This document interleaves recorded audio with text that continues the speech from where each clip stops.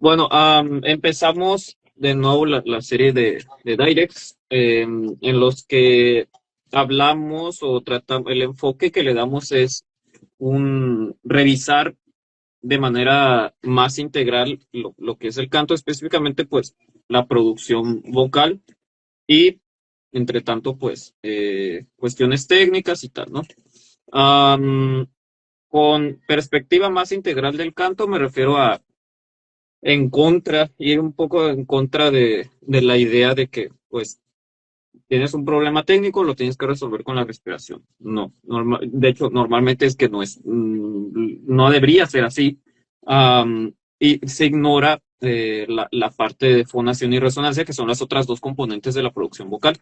Respiración, fonación y resonancia. Como digo, normalmente los problemas vienen de fonación o resonancia. Equivocadamente pues lo hacen la gente que nomás piensa en la respiración, pues digamos una perspectiva muy sesgada. También pues porque por tradición, ¿no? Tradicionalmente pues se hablaba de respiración, apoyo y tal. Bueno, empezamos con este direct, fonación.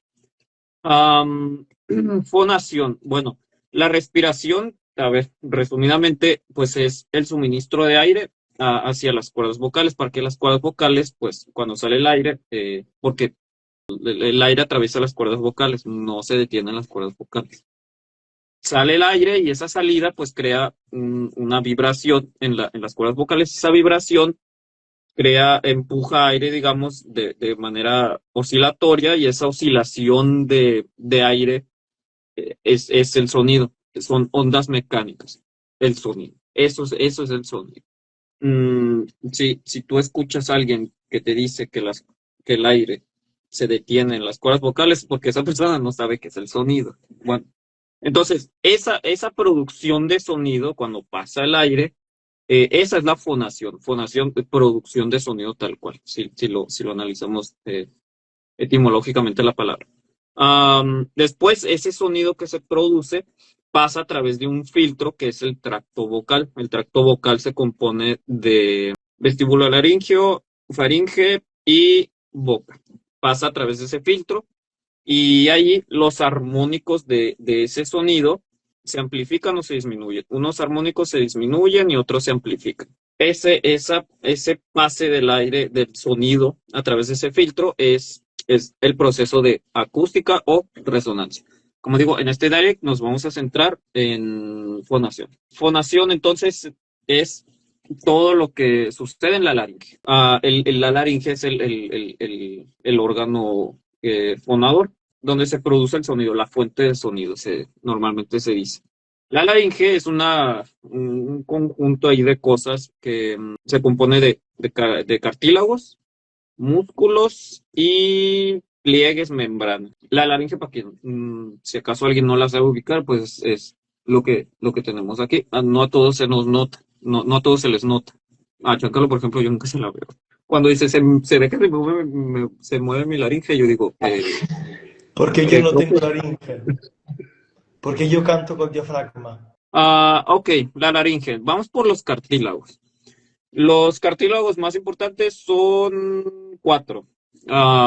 Empezamos por este, que es el que se nota más, el cartílago tiroides. ¿Tienes una imagen del cartílago tiroides? Ponme una Porque imagen. a mí no se me ve. Ok. am, el cartílago tiroides, pues digamos, eso azul, ese cartílago en forma como de esto así. Después está el cartílago cricoides, que es un cartílago en forma de aro. Encima está el cartílago tiroides. Después están los cartílagos aritenoides. Son unos cartílagos en forma triangular. Después está la epiglotis. Ok, dinos cuál es la epiglotis. Esto, esto aquí, esta Es esa lengua. cosa en forma como de lengua. La epiglotis, su movimiento hace cuando tragamos, baja así, baja y tapa la laringe para que no entre líquido o algún alimento por dentro de los pulmones. Los cartílagos tienen ciertos movimientos que son activados a través de músculos. Ahorita vamos a hablar de los músculos. Sirven para, pues, ciertas cosas, tienen ciertas funciones fisiológicas, pero bueno, lo que nos interesa es lo del canto. ¿Para qué nos sirven estos cartílagos en el canto? Giancarlo nos va a decir para qué. Adentro de la laringe, digamos, tenemos tantas estructuras que nosotros podemos controlar directamente a través de un training específico. Uziel ha hablado propiamente de algunas estructuras que podemos controlar directamente. No el epiglotis no la podemos controlar directamente, pero el cartílago cricoides, el cartílago tiroides, sí. Las aritenoides las controlamos indirectamente, porque digamos son los cartílagos donde digamos nace después el músculo tiroaritenoideo, o sea, las cuerdas vocales, entonces toda la musculatura aritenoidea que cierra y abre las cuerdas vocales, que después vamos a hablar. El antagonismo, digamos, entre el movimiento cricoideo y el movimiento tiroideo.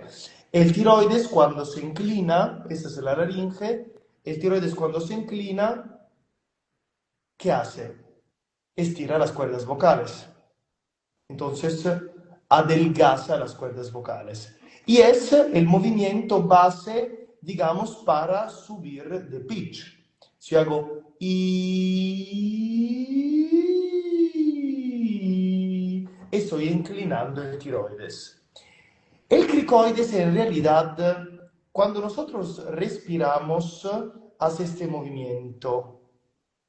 Se va hacia adelante un poco.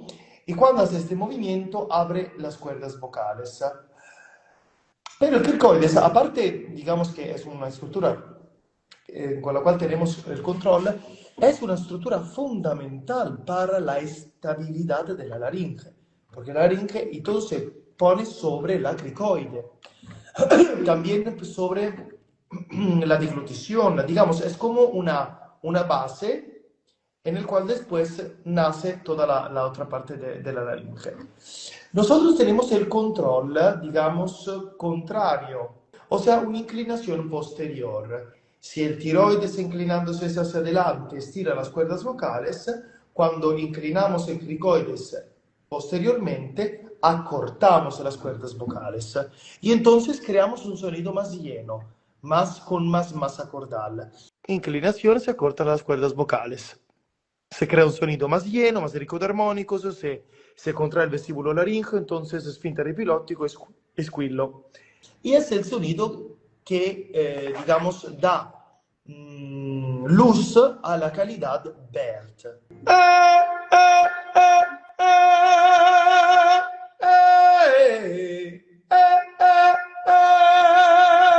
Diferente si hago.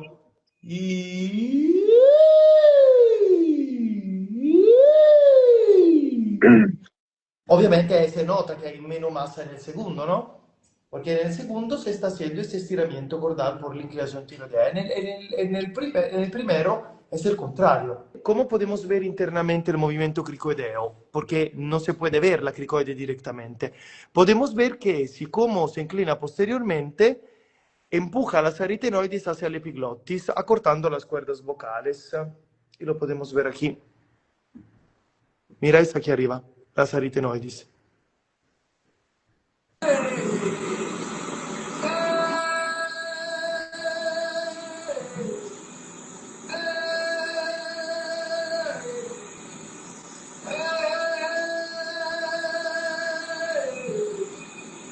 ¿Ok? Entonces hace esto, se va adelante, acorta las cuerdas vocales y hace squillo porque contrae el vestíbulo laríngeo. Podemos ver ahora esta parte aquí adelante cómo se va hacia adelante y se estiran las cuerdas vocales. ¿Has visto? Este es otro mecanismo, vamos a verlo de nuevo. ¿Visto cómo se estira? Ok. Como decía, estos cartílagos se mueven, sí, pero no se mueven solitos. Se mueven a través de gracias a una musculatura. específicamente la musculatura interlaringea, le dicen. Hay unos músculos extrínsecos a la laringe, no nos vamos a centrar en ellos, nos vamos a centrar en los interlaringeos. Bueno, aclaración aquí. Voy a empezar a soltar nombres de músculos que muy probablemente no se los van a aprender sí, de inicio, no se los van a aprender de memoria porque son nombres un poquito complicados. No se preocupen por eso, nomás se tienen que acordar, tienen que recordar nomás para qué sirven, si es que no se van a perder el nombre. Pero aún así, los nombres tienen una cierta lógica de que cómo nos los podemos aprender. El primer músculo de ellos es el músculo cricotiroideo. Cricotiroideo es un músculo que está conectado entre el cricoides, el anillo de abajo y el tiroides. Es un músculo esponjoso que cuando se contrae hace que el cartílago tiroides se incline hacia adelante y estira las cuerdas vocales, como decía Giancarlo. Entonces, este músculo cricotiroideo um, es el que adelgaza las cuerdas vocales porque las estira. Después está unos músculos que se llaman músculos cricoaritenoideos. Estos músculos cricoaritenoideos se llaman así porque conectan el cricoides con los aritenoides. De estos tenemos dos tipos. Tenemos el cricoaritenoideo posterior, es este, son estos que están aquí. Se llaman cricoaritenoideos posteriores porque están en la parte de atrás de la laringe. Y estos, cuando se contrae, hace que se abran hace que los aritenoides separen a las cuerdas vocales. Después están los músculos cricoaritenoideos laterales. Son estos que están aquí a los lados. Cuando se contrae, aducen las cuerdas vocales, las juntan. Entonces cierran la glotis.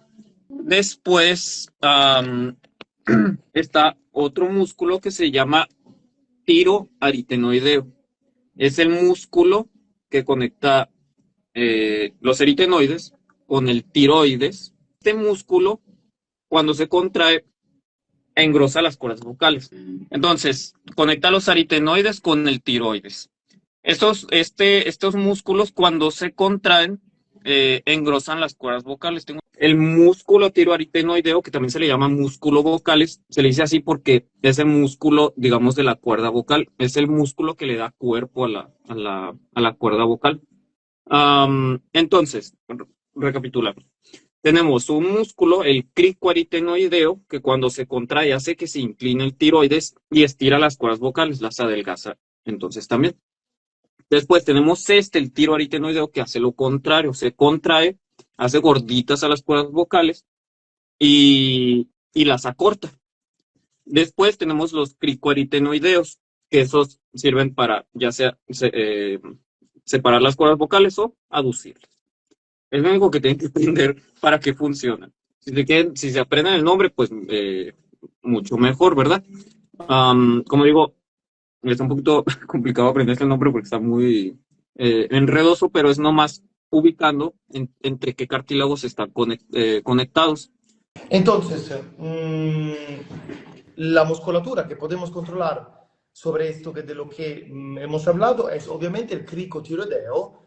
Digamos, lo controlamos, digamos, indirectamente por el control sobre el tiroides, sobre el cartílago tiroides. Entonces, cuando inclinamos, se contrae la banda, digamos, muscular del cricotiroideo. Misma cosa se amplía cuando inclinamos posteriormente el cricoides.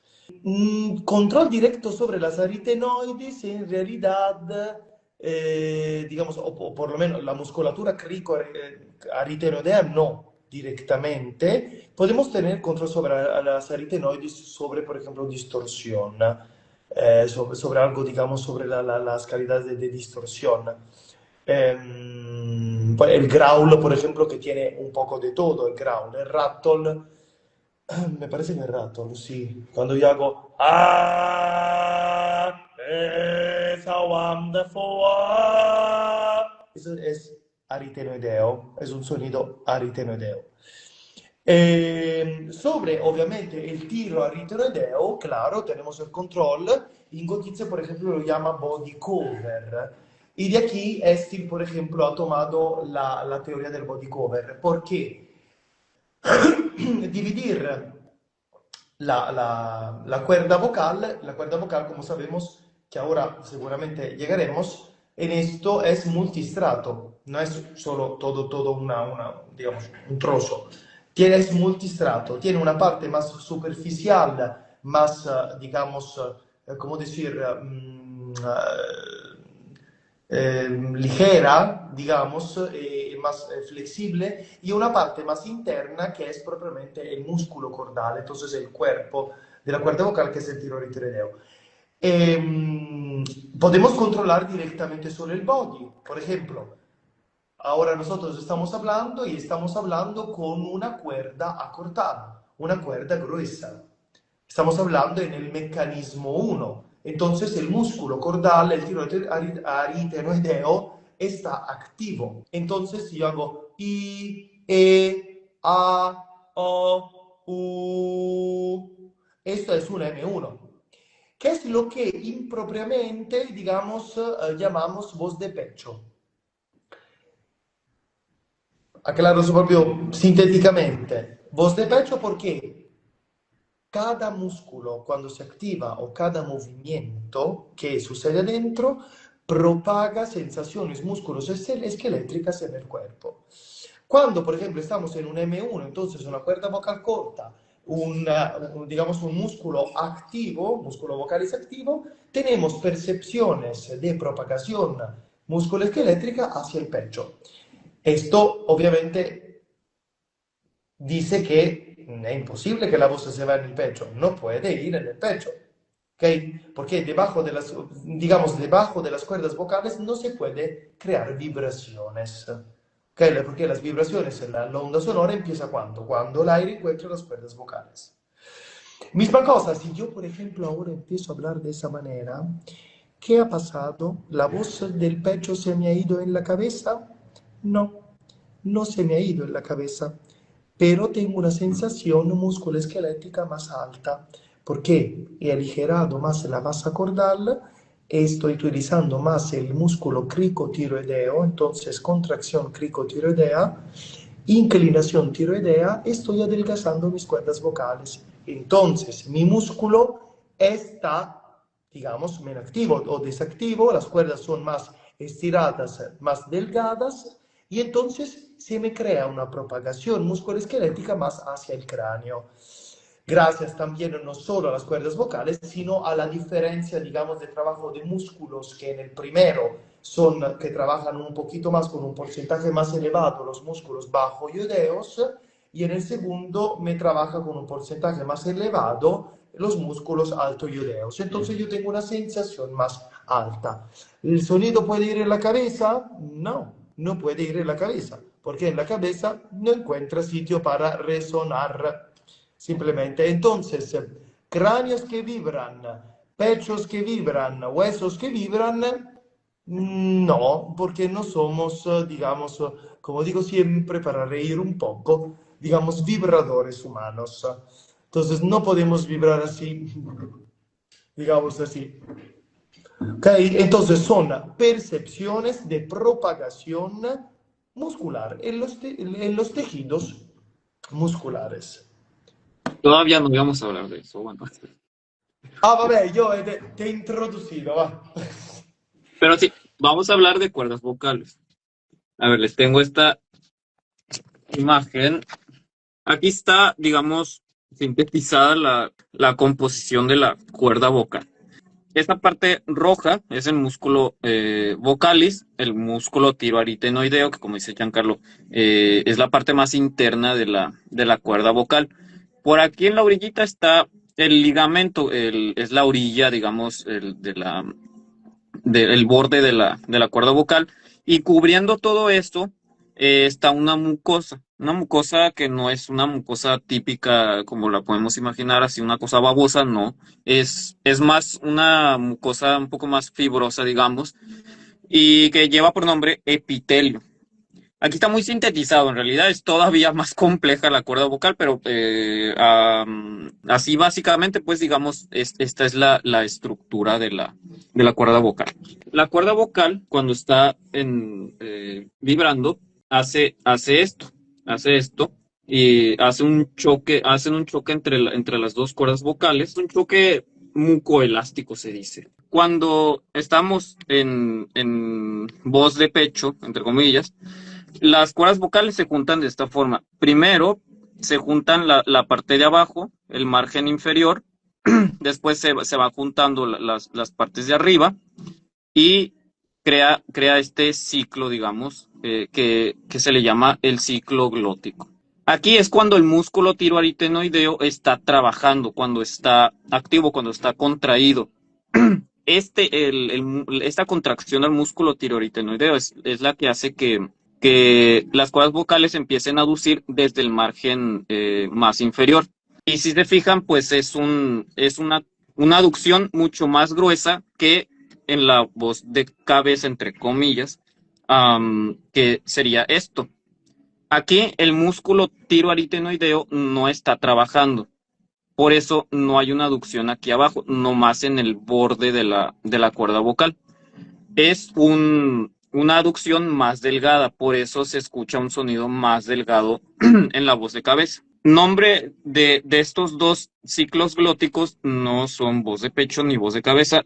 El nombre más formal es mecanismo laringio 1 o M1, para la voz de pecho, y para la voz de cabeza es mecanismo laringio 2 o M2. ¿Cómo se cambia de uno al otro mecanismo? Cuando vamos ascendiendo de tono, el músculo tiroaritenoideo va perdiendo contracción. Mientras más bajo sea el tono, mientras más grave, el tiroaritenoideo está más contraído.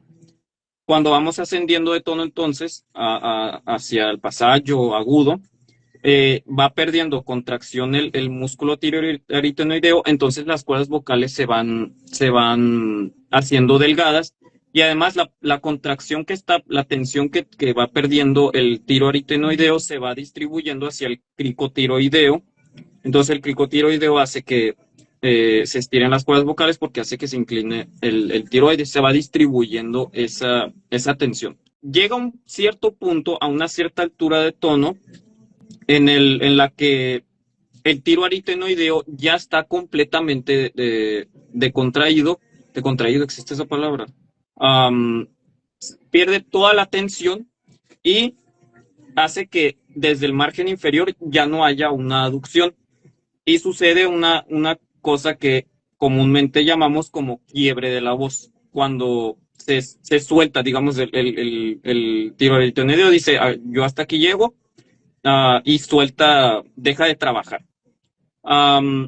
También porque esa parte de la tensión que va perdiendo el tiroaritenoideo se va transfiriendo hacia el epitelio, que mientras más ascendemos de tono, más duro se va poniendo. Entonces es como que ya hay mucha tensión ahí en la cuerda vocal que junto con el tiroaritenoideo no puede ser soportada. Entonces las cuerdas vocales se separan y sucede el famoso quiebre de la voz. Ah, y... Ahí en ese galleo que se hace, es cuando el músculo tiroaritenoideo ya definitivamente ya no tiene nada de tensión, entonces se separan las cuerdas vocales.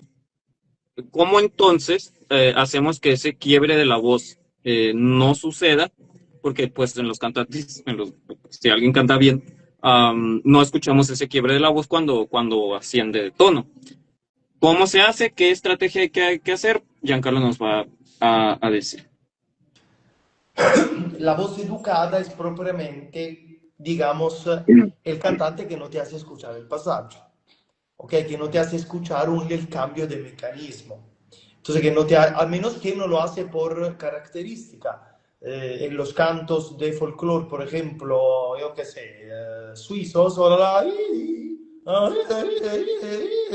Es característico esta cosa, digamos, de hacer escuchar, digamos, el cambio de piano glottico, que es el yodel, ¿no?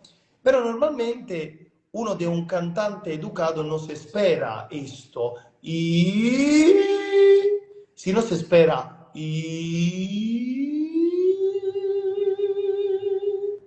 se espera que cambie mecanismos sin hacer escuchar el cambio.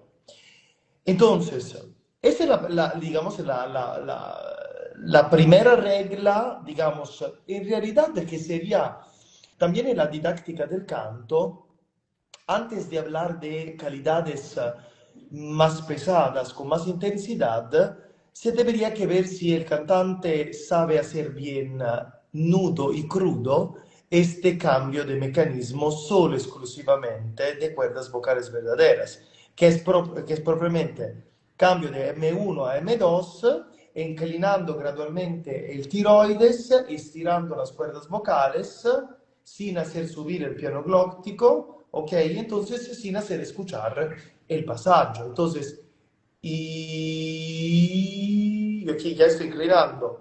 Y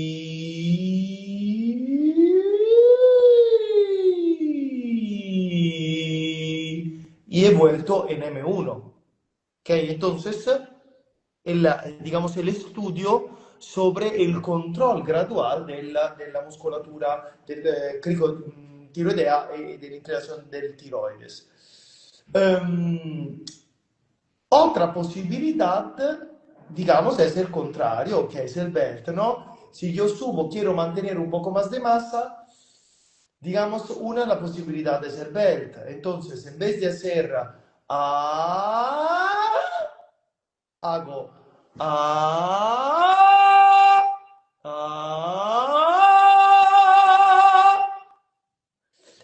¿Cuál es la diferencia en realidad? Cuando tenemos un cantante, digamos, amatorial que no sabe cantar, ¿qué hace él cuando va en la parte aguda?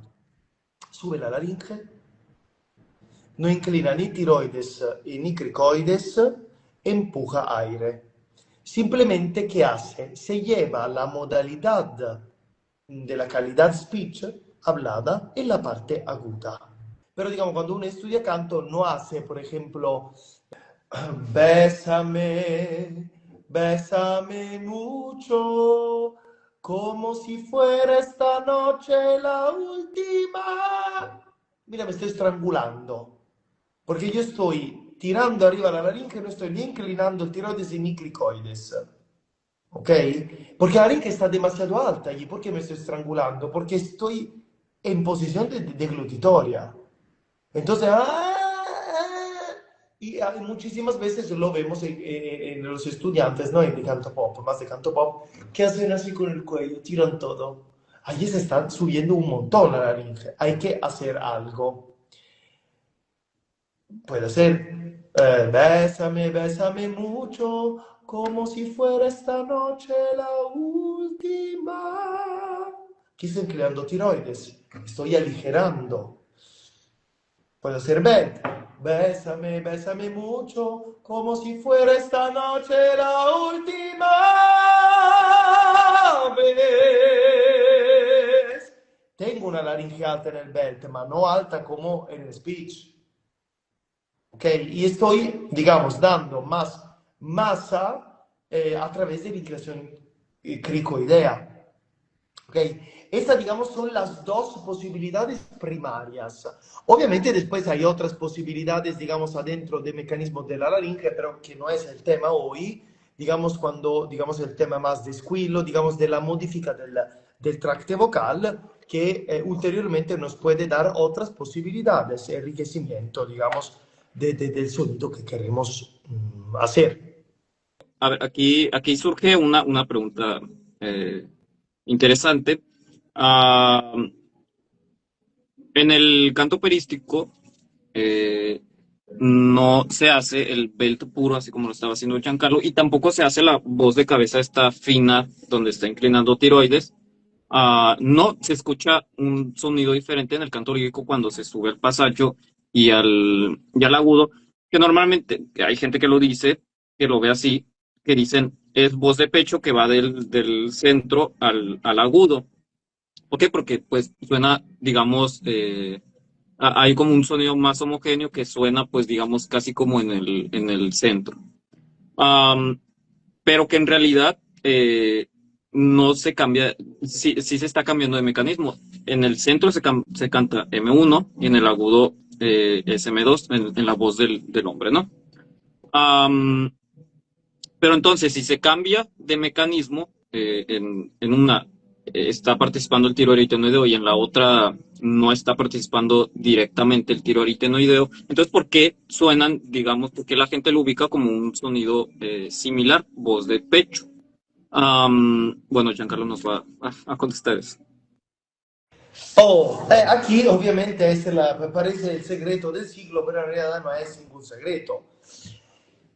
Si nosotros no tenemos que entender que cada sonido que nosotros hacemos es una receta y es una colaboración, digamos así, entre uno, dos, tres más movimientos simultáneamente. Si yo hago, por ejemplo, hago algunos sonidos. Eh,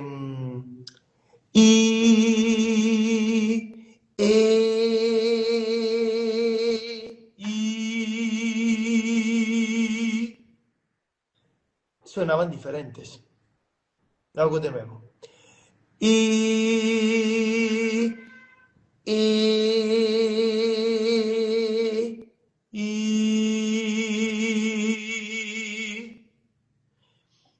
Partimos desde abajo, las cuerdas vocales. Aquí estaban en M1 en M2. Estaban en M1.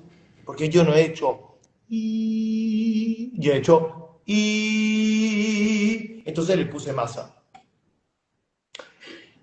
Pero después, ¿qué hay? ¿Cuál es la diferencia, digamos, que hice entre los tres? Lo hago de nuevo. Y, y,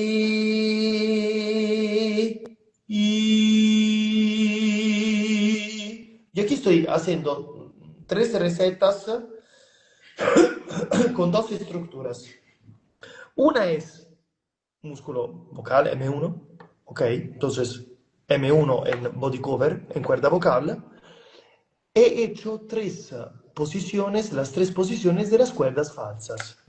El primero media, el segundo constricto y el tercero retraído. Y entonces se han creado tres sonidos diferentes.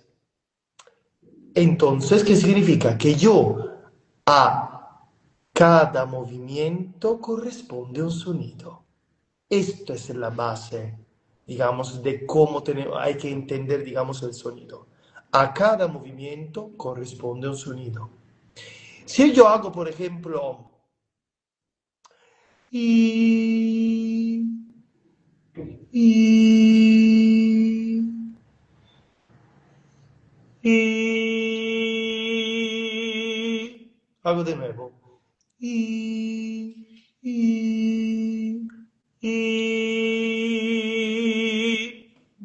Son tres sonidos diferentes. El primero un poco parecido al segundo, pero cambia, porque yo el primero es y el segundo y, y el tercero. Primero M2, el segundo he inclinado un poco más el tiroides, el tercero le he agregado esfíntere epilóctico, le he dado squillo.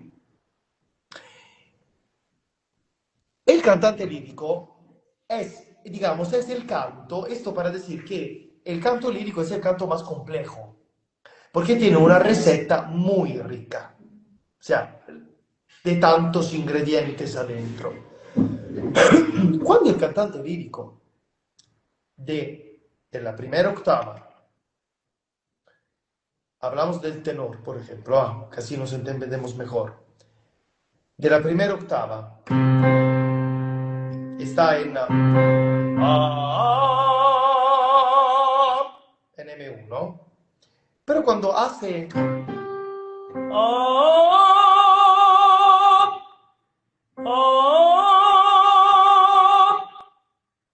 que entra en la segunda octava, A ver, la intensidad es igual, pero algo está cambiando, claro. Las cuerdas vocales se tienen que estirar. O sea, el músculo no va, basta, basta. Pero ¿por qué no suena así?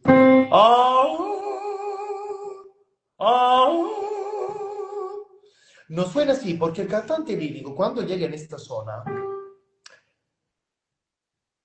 no pierde contracción del esfínter epilóptico, que ya lo hemos hablado en el lo hablaremos en el Derrete de Squillo, que además de reforzar los armónicos entre 2000 y 4000 Hz, entonces Squillo aumenta también el tiempo de contacto cordal. Entonces, ¿qué significa? Que da más masa cordal. Después, ¿qué hace? No reduce tampoco, que esto lo quiero decir, no disminuye así tanto la presión subglótica. Más o menos la mantiene, digamos, especialmente cuando pasa, cuando tiene que pasar. Después de la presión subglótica varía constantemente. Probablemente le pone cricoides. Ahí tiene un poquito de movimiento cricoideo. Esto lo podemos ver, porque lo podemos ver en mi tesis de máster de vocología. ¿A dónde está? Ahí, ya me la he perdida. Yo, un poquito. Que aquí se puede ver un poco, esto soy yo adentro. Podemos ver cómo es, digamos, el pasaje, digamos, adentro de la laringe. O sea, no se ve nada, simplemente porque está así todo contracto, que pero nos hace entender, digamos... no, no, esto aquí se puede ver, por ejemplo. Este es un glissando. Esta es la construcción de la parte central. De esto soy yo, ¿eh? Miramos esta. Esfínter, digamos que la laringe media, espacio, y veis como la glotis está toda cerrada. Aquí es un glissando desde la nota grave hasta el agudo, donde aquí se ve que yo desde la nota grave hasta el agudo no pierdo nada. La laringe se mueve poquísimo, sube un poquito hacia arriba, ma muy poco, pero el resto está todo igual.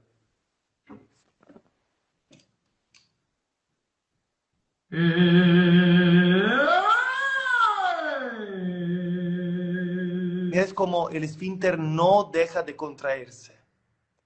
¿Ok? Se mantiene siempre igual. Y es propiamente por esto, digamos, en particular modo, es propiamente para el esfínter, que es también como si fuera un ecualizador, que nos ayuda a no hacer escuchar el pasaje aún más. Es como si uno que pone un tapón para no hacer, digamos, ver una diferencia.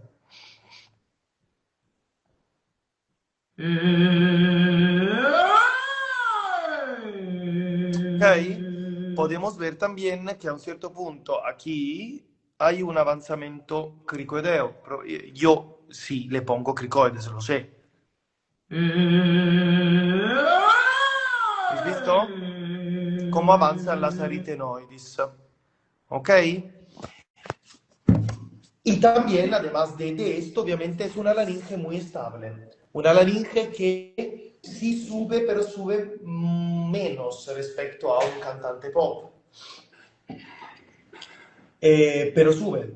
Una laringe, digamos, es muy estable, que se mueve poco. ¿Ok?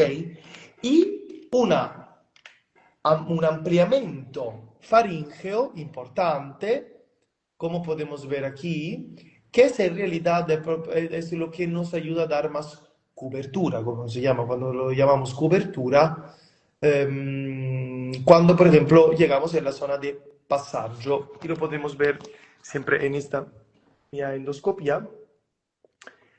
Concentrámonos aquí, en la parte hipofaríngea, y podemos ver cómo se amplia a passaggio e si amplia. A, tac, se abre, se expande l'hipofaringe. Esto, digamos, es lo que hace el cantante lírico cuando va en el agudo. Y esto, yo diré una cosa, ¿esto qué significa? Que es mucho más importante lo que hacemos arriba de las cuerdas vocales que no las cuerdas vocales. La modifica del tracto vocal es la cosa más importante en realidad. Que a veces nos puede también, con un justo control, nos puede también mascarar algunos defectos cordales que podemos tener. Okay, entonces la parte de arriba es mucho más importante de las cuerdas vocales. Porque tanto con las cuerdas vocales podemos hacer muy poco, solo con ellas. No, no, sino casi nada. Preguntas. A partir de ahora, noticias que las sensaciones son las mismas de tus estudiantes cuando modificar los sonidos así, pueden ser similares, pero iguales no, porque cada uno de nosotros tenemos y sentimos y tenemos una sensibilidad diferente. Sabemos la longitud de las cuerdas vocales, pero ¿cuál es el grosor? Bueno, cambia. Cambia de persona a persona. Cambia de persona a persona. Es capaz que Uziel tiene unas cuerdas más delgadas que las mías. Yo tengo más gruesas y él lo tiene más, son más delgadas, o viceversa. O sea, no son todas iguales. Como Eh, máximo deben ser milímetros, ¿no? sí, sí, sí, de grosor, ma estamos hablando de la uña, sí, pero cambia. ¿Cómo funciona un gutural? ¿A lo que te refieres con gutural? Lo del canto mongol, ¿no? De los mongoles, ¿o ¿Cuál? no? Nunca has escuchado a los mongoles. Sí, Verás, pero busca canto gutural.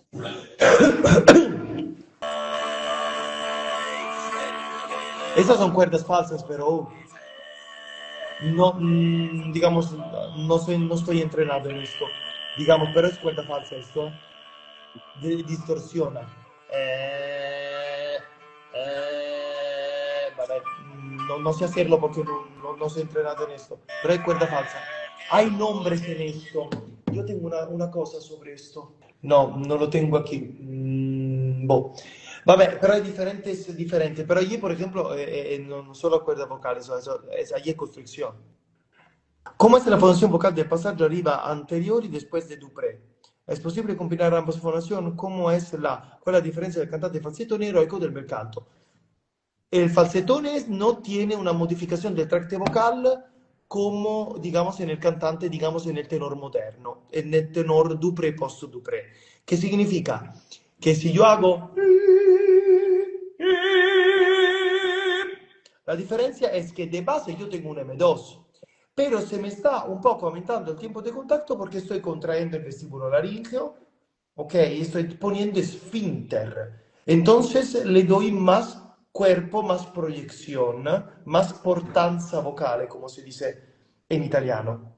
Ok, la diferencia es de la forma del tracto vocal, a partir del vestíbulo laríngeo. Y obviamente esto me da indirectamente un aumento de presión sublóctica y un aumento de la musculatura accesoria de la respiración. Pero es indirecto, es en base a cómo estoy adentro que me influye sobre la presión y sobre el consecuente trabajo muscular en el cuerpo. Es como si yo en el falsetón estoy así, ¿ok? Esa es la modifica del tracto vocal. En el falsetón está todo más abierto. En el sonido, no, digamos, nuestro, está todo más cerrado. Entonces, cuando hablamos de gola aperta, hay que ver qué significa por gola aperta. No está abierto nada, es relajado, mejor dicho. ¿Ok? Porque el cantante lírico sobre 3 cierres fisiológicos de la laringe, 2 lo cierra. 2 sobre 3. De todas las estructuras vocales dentro de la laringe, ¿cuál es técnicamente más complicada de aprender a manejar? La retracción falsocordal, según mí. Y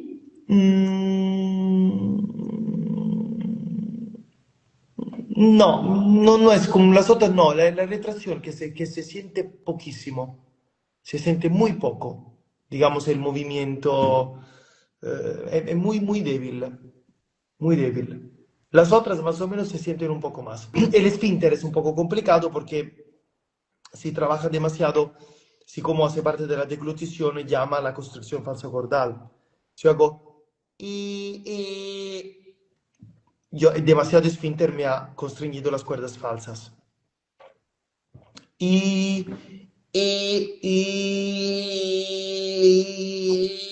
es demasiado. Allí el grado de trabajo en cada estructura.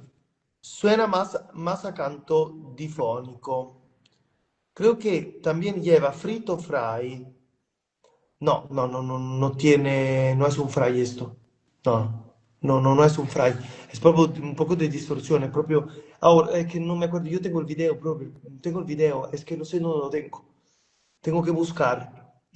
Son tantos nombres, son 7 u 8. O sea, de posibilidades de esta cosa que lo hice en bocología, pero no lo tengo en alguna parte. Creo que son recetas diferentes. Sí, cambia alguna cosa, cambia, por ejemplo, uno tiene más arritmideo, más de aritenoides, uno es más de cuerda falsa, uno es más de epiglottis, sí, sí, sí, cambia. Y tienen nombres, obviamente, en aquel idioma. Come inclino el tiroides y cricoides a través de un entrenamiento, digamos, específico. Se pueden controlar ejercicios, digamos, directos. Normalmente, por ejemplo, el tiroides con el pequeño llanto. Si yo ahora me pongo a llorar que estoy triste, entonces se me está cambiando la voz porque se me está inclinando el tiroides. Entonces una voz más ligera y más espacio, entonces más cubierta, más redonda. Si en vez de yo ahora me enojo y digo, y hago el italiano, France! Estoy volteando, estoy inclinando el cricoides. Ok, últimas preguntas. Los bajos octavistas de la Rusia usan en las notas sobre... Sí, sí, sí, sí. Es un fray. Es un fray. Absolutamente. Me gustaría que hablaras un poco sobre el chiaroscuro, que recién usted habló sobre eso su Instagram. Tenemos el direct sobre esto. ¿Cómo se llama Mm, ese bar? pues eso es más para resonancia. Exacto. Cuando llega el direct de resonancia, que es el próximo. No, Ah, Squillo. no, Squillo. Squillo. Entre 2 3 tenemos el direct sobre resonancia y hablaremos de chiaroscuro. Squillo y luego resonancia. Exacto, el tercero. En febrero lo tenemos. Vale, perfecto. Gente, gracias a todos siempre por el interés. Gracias, Uciel. Bye bye, gracias. Chao.